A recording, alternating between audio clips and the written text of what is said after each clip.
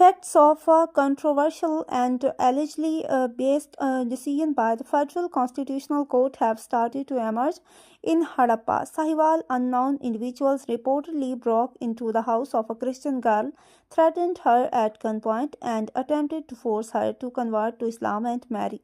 According to sources, the suspects claim that the court's decision allows them to marry people of the book. Police responded to the incident and have arrested one suspect, while two others remain at large.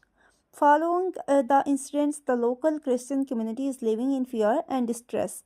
Citizens have urged the Federal Constitutional Court to review its decision and immediately revoke the controversial ruling related to marriage of underage Christian girls. There are also growing calls for the government of Pakistan and the army chief to take immediate notice of the situation.